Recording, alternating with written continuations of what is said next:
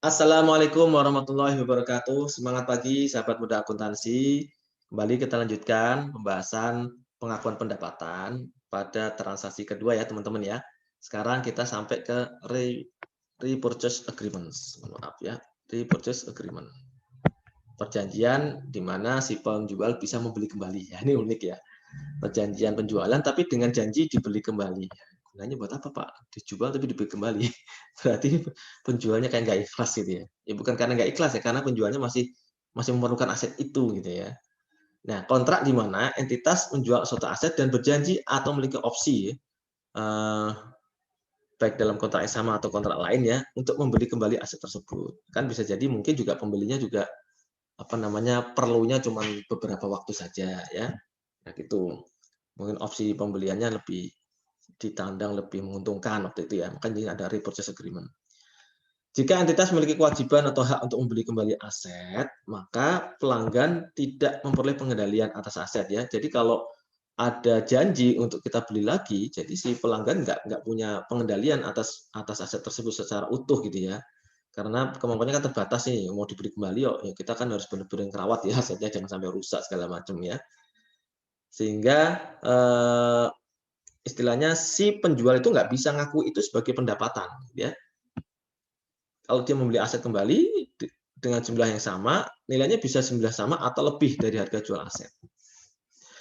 Kalau harga jualnya ternyata lebih dari harga jual awal, maka kontrak tersebut disebut dengan kontrak pendanaan atau financing.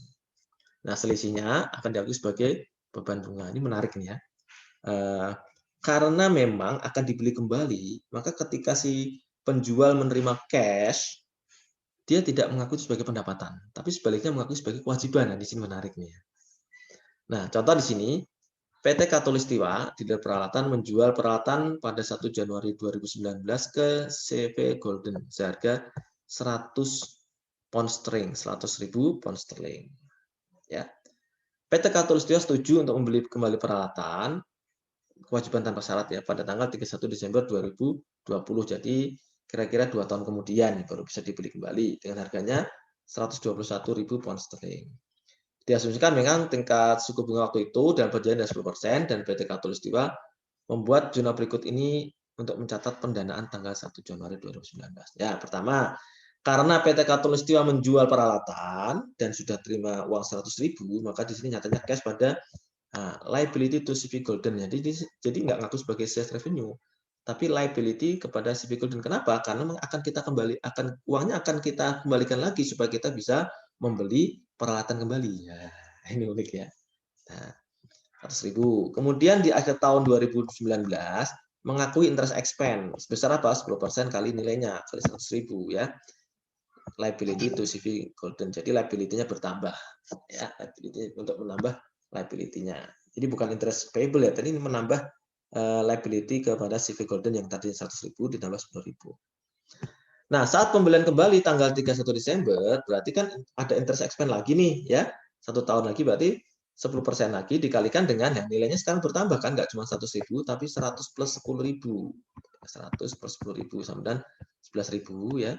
Liability to CV Golden. Jadi liability CV Golden bertambah lagi 11.000. Sehingga secara keseluruhan liability CV Golden memang sebesar 121 sesuai dengan nilai awal yang kita janjikan ya. 100 tambah 10.000 tambah 11.000. Kita liability CV Golden pada cash 121.000. Jadi ini seolah-olah peralatannya nggak pernah kemana-mana.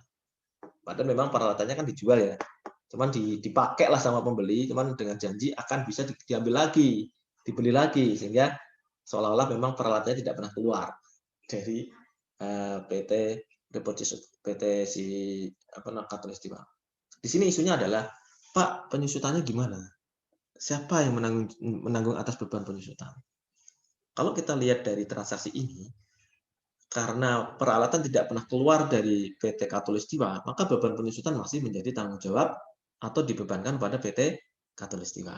Nah, ini CV Golden tidak perlu menghitung beban penyusutan. Yang menarik ya. Jadi sebenarnya ini kayak si apa ya?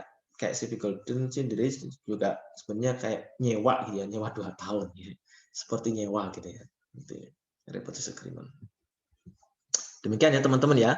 Transaksi kedua berkaitan dengan repurchase agreement. Kita lanjutkan nanti ke transaksi ketiga yaitu bill and hold arrangement. Assalamualaikum warahmatullahi wabarakatuh.